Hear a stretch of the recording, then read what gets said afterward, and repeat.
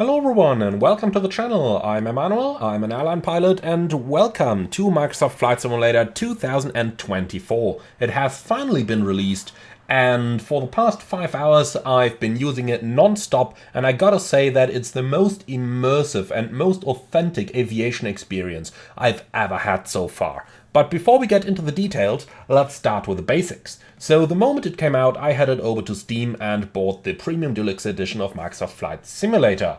And to my huge surprise, it downloaded really quickly, and the 8 gigabytes of the download were delivered in just about 10 minutes, so really good. So let's go ahead and start our brand new Microsoft Flight Simulator 2024. Simulator starting. Taking a little while to load, which is what we've come used to from the Microsoft Flight Simulator universe, but we should be there in right a moment. And here we go. Really excited for this, guys. This is the most immersive simulator I've been in yet. So, Xbox Game Studios, Asobo Studio, thank you very much, all credit to you, and all credit to all these wonderful developers down here. Alright, here we go, guys. Oh! Look at that! We've got a slot! Incredible! That's exactly how aviation starts in the real world as well. The first thing you get is a slot. Really cool to see this. Really cool, guys.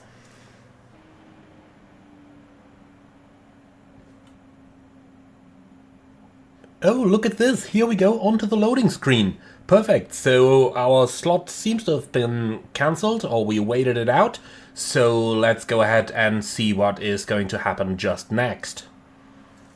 Oh, so it looks like we have a technical over here. Well, that's so cool. Let's go ahead and call for maintenance to analyze what is going to happen and to see about the technical status of our plane. Really excited about this, guys. Oh, you can't fix it? Well, genius. Just like in the real world. So we've got to go to the hotel now, and, well, suppose that means 8 hours minimum rest or minimum sleep time, and then we'll be out of standby. Really excited to see what's going to happen out of our standby. Looking into the technical logbook, it seems that they do have some problems with the avionics over here, but don't worry about this. You can just sign yourself up down here to be notified as soon as the systems are back online, so that they are going to call you right out of standby so that you can go flying again. Now that is as real as it gets. That's one-to-one the pilot experience, guys.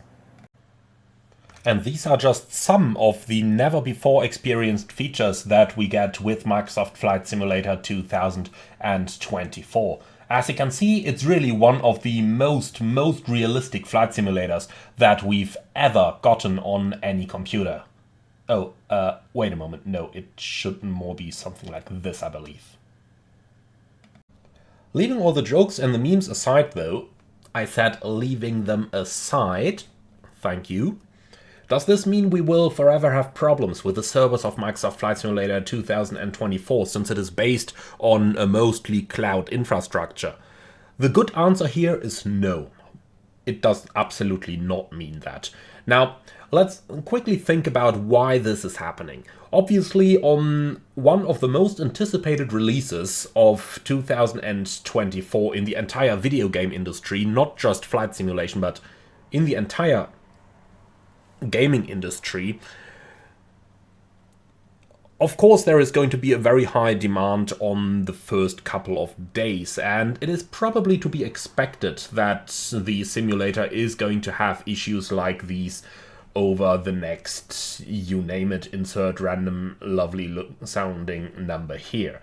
Now, nonetheless, what we can say is that this is a temporal issue. Now, it would be easy to say, well, so why didn't they fix these issues before the release? The answer is they probably knew about them, but fixing them would mean installing a server capacity that is only going to be used for the first maybe 24 or 48 hours, and thereafter never going to be used again. So, would it be a good idea then to fix the things and install a server capacity that you will only need for 1 or 2 days? The answer is probably not. What they have most likely done in the background is to take a look at the projected server usage at a certain percentage, like 25 or 50% more, to cover for those rainy autumn and winter days where more people are in and using their flight simulator than usually, and then create the server capacity for that. In other words, the initial release was probably expected to be like that, Microsoft internally, but then is quickly going to improve over the next couple of days. Would it have been worth to create the additional server capacity? Well, it would have been nice for the users, but since the cost of that might have been dramatic, and since in a week's time nobody is going to remember, it is economically probably not worth it to cover up for something like that. This is unfortunate in the day and age of the cloud-based gaming, but it is something that is probably very, very hard to avoid from happening in the first place, and something that we'll simply have to live with in the day and age that we currently live in. Now, what would I recommend to do then? Well, grab your good old Microsoft Flight Simulator. iFly just released an update for the 737 MAX. Go ahead and have a look at that one.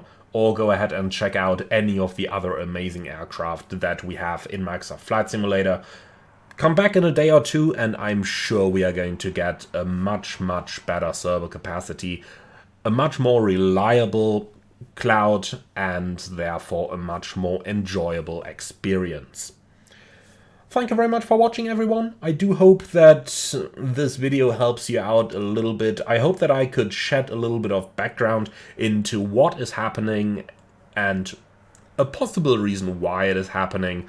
And I do hope that you're all going to have a nice evening. See you again over the next couple of days. And you can be sure that I will be right up there with a lot of content for the new simulator. For now though, thank you very much for watching. I'm looking forward to see you all again on the next one. Be sure to like, comment and subscribe, and let me know your experience with the new simulator, especially if you're among those who are already able to run it. For now though, thank you very much for watching. Like, comment and subscribe, and I'm looking forward to see you all again on the next one.